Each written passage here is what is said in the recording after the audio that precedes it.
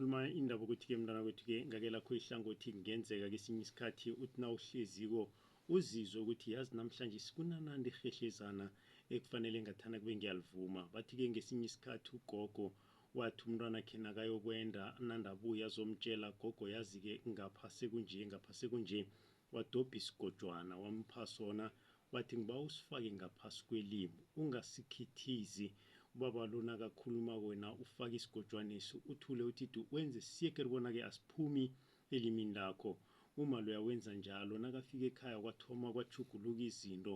Ugogo beselabonile ukuthi-ke nokho-ke into ethwenyako ukuthi umuntu lo nakunesimo aqalana naso naye ngekwakhe usikima bese-ke uyafoya.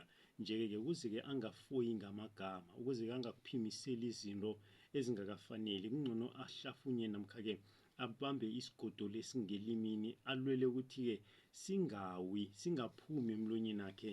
Yena azitshela ukuthi-ke ngokwenza bunjalo ubambe ubaba lo, kanti isigodo lesi sisiza yena. Nerhehlezana mntwana ukuthi-ke linande-ke lifika empilweni yakho emoyeni yakho ukuthi-ke ngathana uhlala ulivuma ungebhesini, useteksini, usekhaya, nanyana-ke wenza nanyana yini, lelo rhehlezana lelo kunala likuvimba khona. Kungenzeka uzothi nawuthi uyakhuluma ukhuluma amezwi azokwenza ukuthi-ke umoya oyingcwele bese-ke uyadana. Kungenzeka ukuthi-ke nawuthi uyakhuluma ukhuluma amezwi azokufike abeke neliva empilweni yomunye umuntu okulaleleko. Kungenzeka ukuthi-ke uyakhuluma ukhulume-ke izinto ezingamenza uzima abantu bangamboni ngokuthi ukhiphe into le abantu begade-ke bangakayilindeli. Nje-ke uzima abeke irhehlezana athi-ke vuma leli rhehlezana lisuke ngaphakathi ubathe ulizwe lingaphakathi ehliziyweni yakho, kanti lerhehlezana linento eliyivimbako. Kungenzeka ukuthi fakazi mlaleli uzima abeke ehliziyweni yakho ukuthi-ke khe uyokufakazela nangumuntu, wena-ke uthule nobufakazi wabo-ke ungawulaleli umoya kasomnini. Kufike lapha nasele kwenzeka into le efana nale kade-ke uzima akutshele ngayo, urare ukuthi mara ngikhe ngatsho kube sekulada. Nje-ke yenza isiqinisekiso ukuthi-ke ulawulwa kimoya, moya waniti. Yabona-ke mntwana, ngoba ikhona imimoya okungenzeka ukuthi-ke iyakulawula kodwana-ke isingimoya waniti.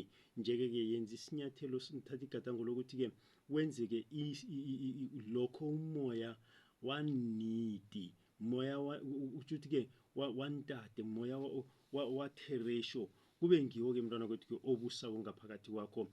Uzima akakubusise. Siyelizweni lekosi encwadini kaLukas isahluko-ke sika-19 kukulapha-ke sokufunda khona-ke namhlanje sinje sithome lapho esahlukweni sokuthoma kokusizwa-ke ngosomnini. Luke chapter 19 verse from 1 izakutshela ukuthi-ke siphelela kuphi namhlanje sinje. Khamba ukuthatha lakho ibhayibheli sizokwazi